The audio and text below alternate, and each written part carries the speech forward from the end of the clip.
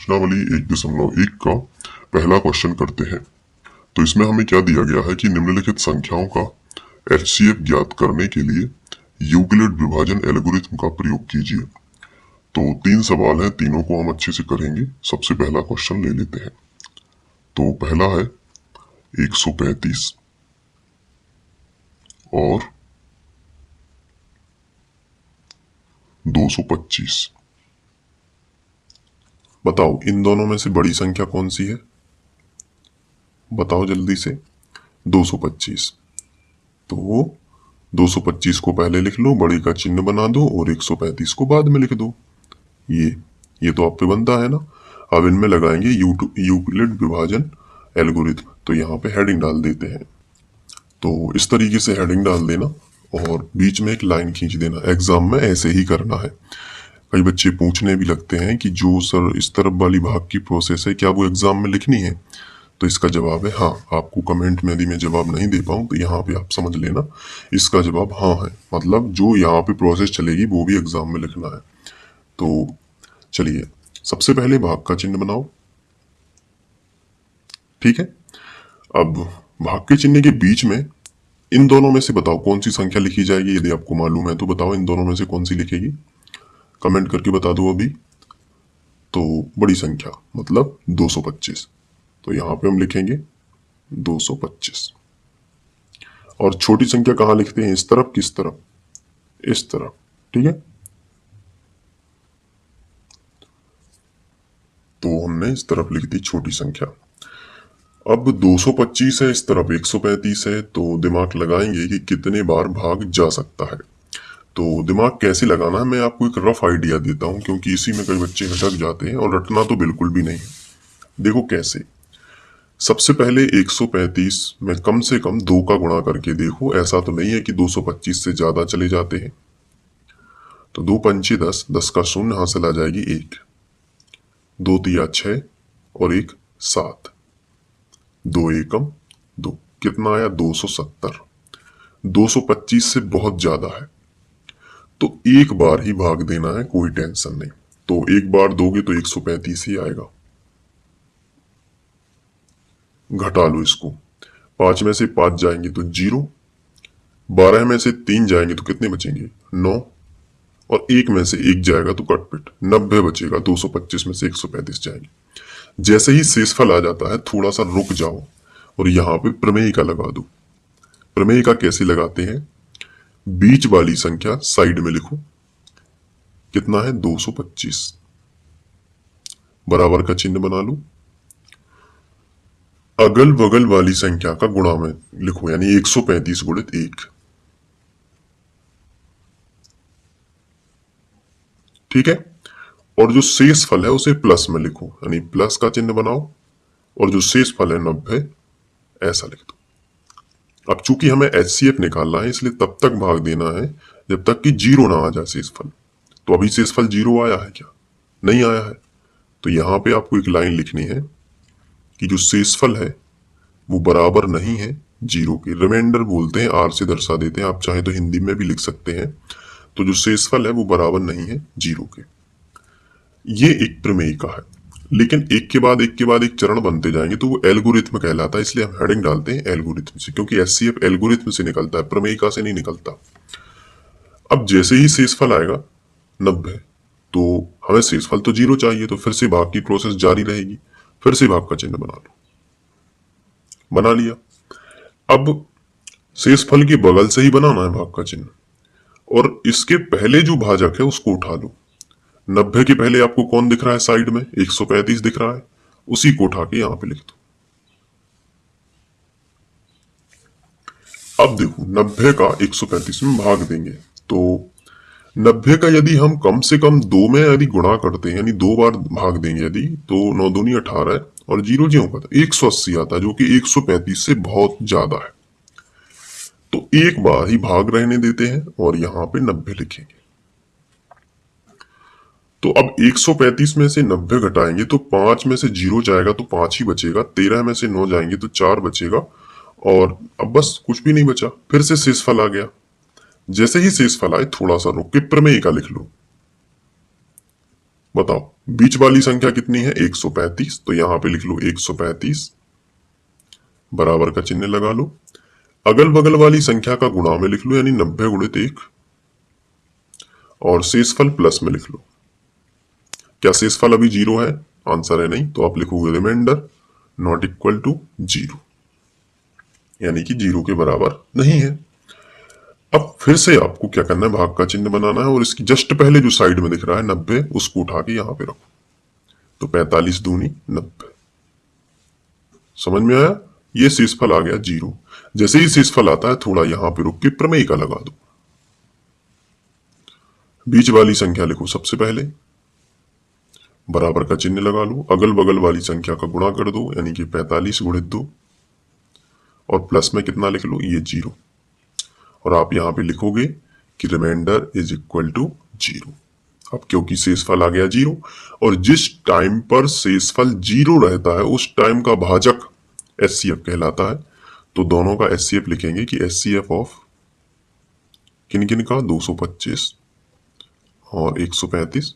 आगे पीछे कहीं भी लिख सकते हैं। कितना होगा, 45 होगा। ये इस तरीके से सवाल हल हो जाएगा। अब करेंगे हम दूसरा 196 और 38,220। तो सबसे पहले तो हमने दोनों को लिख लिया। इसके बाद हम क्या करते हैं, जो बड़ी संख्या होती है ना उसको हम सबसे पहले लिखते हैं। तो 38,220 ये बड़ी संख्या है, बड़े का चिन्ह बना दो और छोटी संख्या इस तरफ लिख लो 196। अब इसमें लगाएंगे यूक्लिड विभाजन एल्गोरिथम से। तो हेडिंग डाल दी। अब बीच में हम जो है स्केल से लाइन खींच देंगे ताकि इस तरफ भाग की प्रोसेस चलेगी। तो भाग का चिन्ह बना लेते हैं और बड़ी संख्या भाग के चिन्ह के बीच में यानी कि 38,220 और 196 इस तरफ। तो सबसे पहले हम क्या करते हैं, शुरू के यहाँ पे ये अंक ले लेते हैं 382, 3 अंक ले लेते हैं क्योंकि हमारा भाजक भी 3 अंक में है। अब कम से कम 196 जो है हम 2 बार भाग करके देखते हैं कितना आता है। 2 × 12, 12 की 2, हासिल आ जाएगी 1, 2 × 18 और 1 19, 19 की 9, हासिल आ जाएगी 1, 2 × 2 और 1 हासिल की 3, 392 जो कि 382 से ज्यादा है। तो एक बार दे देते हैं भाग, तो कितना आएगा, 196 ही आएगा। अब 196 आएगा तो 12 में से 6 जाएंगे तो 6। अब यहां पे बचेगा कितना, 7। तो 7 में से 9 नहीं जा सकती तो 17 मानेंगे। तो 17 में से 9 यहाँ पे हमें घटाना पड़ेगी तो 8 बच जाएगा। तो यहाँ पे हम लिखेंगे 8 और यहाँ पे 2 में से 1 जाएगा तो 1 ही बचेगा। अभी हम शेषफल तो आ गया है लेकिन इसमें प्रमेय का नहीं लगा सकते क्योंकि पूरा जो भाज्य है एक बार में इस्तेमाल नहीं हुआ है। तो अभी हम और आगे बढ़ेंगे। 3 अंक तो ले लिए थे, अब ये बचे तो एक एक उतरेंगे। सबसे पहले 2 उतरेगा तो कितना हो गया, 1862। अब 196 में हम कितने का गुणा करें कि 1862 तक पहुंच जाए। तो जैसे 5 का कर लेते हैं, 5 छक्के 30, 30 का 0, हासिल आ जाएगी 3, 5 नाम 45, 45 और 3 48, 48 की 8, हासिल आ जाएगी 4, 5 एकम 5, 4 9। अभी भी नहीं पहुंचा, 980 ही होगा। तो 5 में हम जैसे 196 जैसे मान लीजिए 9 करेंगे यदि, क्योंकि 10 में तो 1960 हो जाता है। क्योंकि 196 में 0 बस बढ़ा दोगे, 10 का गुणा करोगे तो कितना आएगा, 1960 जो कि 1862 से ज्यादा है। तो 9 का ट्राई कर लो। 9 × 54, 54 की 4, हासिल आ जाएगी 5, 9 नाम 81, 81 और 5 कितना होगा, 81 और 5 86, 86 की 6, हासिल आ जाएगी 8, 9 एकम 9 और 8 17, 17 64। इसका मतलब है 1862 से तो ये कम है। तो हम कितनी बार देंगे, 9 बार दे देंगे। तो ये कितना आएगा, 17 64। अब बस घटा लेते हैं। तो 12 में से जो है 4 जाएंगे तो 8 बचेंगे। अब 5 के मान ले, 5 में से 6 नहीं जा सकते तो 15 में से 6 जाएंगे तो 9 बचेंगे। यहाँ पे 7 में से जाएगा तो 0, 1 में से 1 तो 31, ठीक है, 98 आ गया।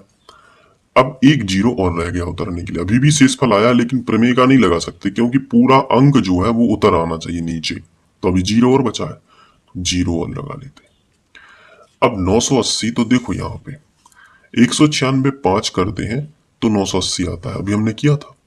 तो हम क्या करेंगे, 5 से कर देंगे यहां पे, तो पूरा आ गया 980। अब शेषफल 0 आ गया है। कितना आया शेषफल 0। तो ये एक ही बार में सॉल्व हो गया। तो यहां पे हम लिखेंगे, देखो सबसे पहले 38 220, तो यहां पे हम लिख लेंगे 38 220 बराबर 196 गुणित 195, मतलब बीच वाली संख्या साइड में, अगल बगल वाली संख्या का गुणा। तो 196 गुणित 195 और प्लस शेषफल कितना आ गया 0, रिमाइंडर इज इक्वल टू 0। तो यहाँ पे प्रमेय का ही लगी है, क्योंकि और भी नहीं है चरण, तो एल्गोरिथम की जगह पर हम प्रमेय का भी लिख सकते हैं, क्योंकि एक भी है, एक ही है। तो दोनों, अगर एल्गोरिथम लिख देते हैं तो कोई दिक्कत नहीं है, लेकिन प्रमेय का लिखोगे तो और एक्यूरेट हो जाएगा, क्योंकि एक ही चीज लगी है, एक ही बार प्रमेय का लगी है। तो ये हो जाएगा। तो शेषफल आ गया 0। इस समय में जो भाजक होगा 196, वही क्या होगा, इसका एचसीएफ होगा। तो अपन लिखेंगे कि एचसीएफ ऑफ कितना 196 और 38,220 का जो एचसीएफ है वो कितना है 196, क्योंकि भाजक माना जाता है, भागफल नहीं माना जाता, भाजक। तो 196 और यही हल हो जाएगा। अब इसके बाद जो तीसरा क्वेश्चन है उसको भी हम कर लेते हैं। तो यहाँ पे देख लो, अब इसको हम क्या करेंगे, हल करेंगे। तीसरा यही है, बताओ इन दोनों में से बड़ी संख्या कौन सी है, 867। Very good. तो 867 बड़े का चिन्ह और 255। अब यहां पे हम लिखेंगे यूक्लिड विभाजन एल्गोरिथम से। तो हमने यहां पे लिख लिया, और अब साइड में आपको एक लाइन खींचनी पड़ेगी यहाँ पे क्योंकि भाग की प्रोसेस चलेगी। तो सबसे पहले भाग का चिन्ह बना लो। इन दोनों में से जो बड़ी संख्या है उसको बीच में लिख लो, 867 बड़ी है तो इसको बीच में लिख लो, और जो छोटी है 255 इसको साइड में लिख लो। अब भाग देंगे तो कितनी बार जाएगा इसका हम अंदाज यहाँ पे लगाएंगे। तो 255 में कम से कम हम 3 बार का ट्राई करेंगे। सबसे पहले 3 5 15 की 5 हासिल आ जाएगी 1, 3 5 15 और 1 16 की 6 हासिल आ जाएगी 1, 3 दूनी 6 और 1 7, 765, जो कि 867 के करीब है। अगर हम 4 बार करते हैं तो क्या होता है, 4 5 20 का 0 हासिल आ जाएगी 2, 4 5 20 और 2 22 की 2 हासिल आ जाएगी 2, 4 दूनी 8 और 2 ज्यादा हो जाएगा, है ना। तो 765 ही सही है 3 बार में। 3 बार भाग दिया 765 आ गया। अब घटा लो, 7 में से 5 जाएंगे तो 2, 6 में से 6 जाएगा तो 0 और 8 में से 7 जाएंगे तो 1 बचेगा, शेषफल आ गया।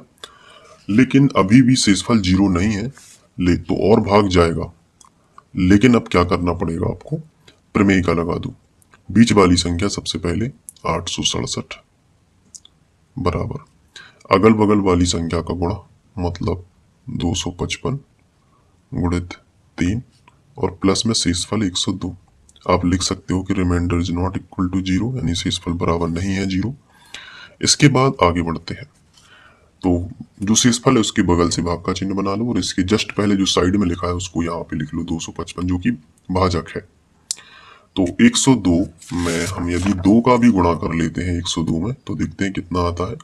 2 दूनी 4, 2 शून्यम शून्य, 2 एकम 2, 204 आता है। 255 से कम है। अगर 102 में 3 का करेंगे तो 3 दूनी 6, 3 शून्यम शून्य, 3 एकम 3, 300 आ जाएगा, जो कि 306 आ जाएगा, जो कि 255 से ज्यादा है। तो 2 बार दे देंगे, 2 दूनी 4, 2 शून्यम शून्य और 2 एकम 2। अब 5 में से 4 जाएंगे 1, 5 में से 0 जाएगा तो 5 ही बचेगा, 51 आ गया। तो अभी फिर से शेषफल आ गया, तो फिर से प्रमेय का लगा दो कि बीच वाली संख्या साइड में 255, अगल बगल वाली संख्या का गुणा यानी कि 102 गुणित 2 और प्लस में क्या है शेषफल 51। आप यहाँ पे लिखोगे remainder is not equal to 0। अब जैसे ही 51 आया फिर से भाग का चिन्ह बना दोगे, और जो इसके जस्ट पहले जो भाजक था, जो इसके जस्ट पहले जो साइड में लिखा है उसको लिख लो 102 को।